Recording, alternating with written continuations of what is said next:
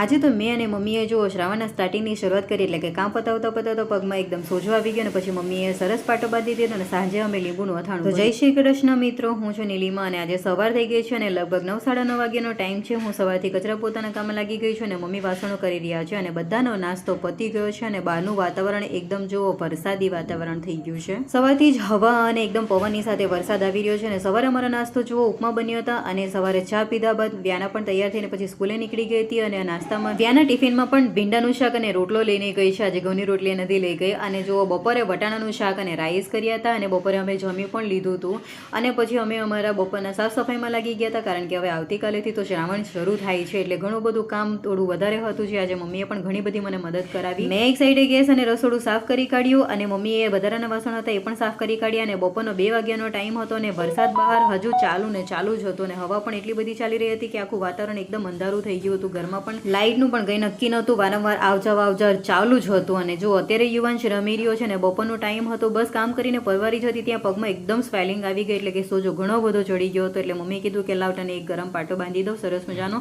મમ્મીએ ગરમ પાટો બાંધી દીધા બાદ ઘણો બધો મને રાહત થઈ ગઈ અને થોડોક આરામ મળ્યો અને પછી અમે થોડી વાર બેઠા વાતો કરી કારણ કે મમ્મી ઘણા બધા ઘરેથી આવ્યા હતા તો લીંબુ પણ લઈ આવ્યા હતા જેનું મમ્મીએ કીધું હતું કે તું અથાણું બહુ સરસ બનાવે છે તો આપણે બનાવવાનું છે.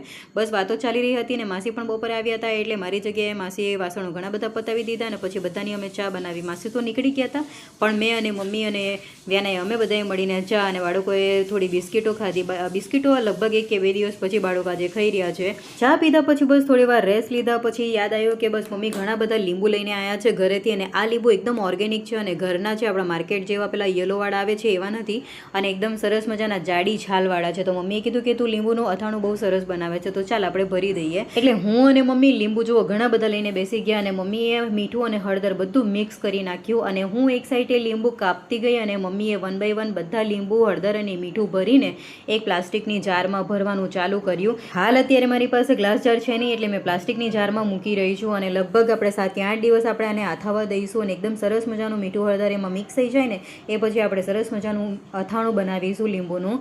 અને જો 1 બાય 1 બધા જ લીંબુ મમ્મીએ પ્લાસ્ટિકની જારમાં મૂકી દીધા છે અને મમ્મી કહે કે તું સરસ મજાનું લીંબુનું અથાણું બનાવે છે અને મમ્મીને મારા હાથનું લીંબુનું અથાણું હોય કે કોઈ પણ અથાણા હોય એમને બહુ જ ભાવે છે અને મારા નાની અને મારા માસીને પણ બહુ જ ભાવે છે. તો જ્યારે પણ મારે અથાણું બનાવવાનું હોય ને એટલે મમ્મી, માસી અને મારા નાની મને પહેલાંથી જ કહી રાખે છે કે થોડું અમારા માટે પણ મોકલી દેજે કારણ કે એમને ખબર જ હોય કે હું ક્યારેક ને કંઈક અથાણા બનાવતી જ રહું છું. હવે મમ્મી સાથે મળીને બનાવેલું આ અથાણું જોઈને દિવસના અંતે પણ ખરેખર મજા આવી ગઈ અને જો વિડીયો ગમ્યો હોય તો લાઈક કરજો અને ચેનલને સબસ્ક્રાઈબ કરવાનું ના ભૂલશો. આપણે મળીશું આવતીકાલે નવા બ્લોગની સાથે. જય શ્રી કૃષ્ણ મિત્રો, રાધે રાધે.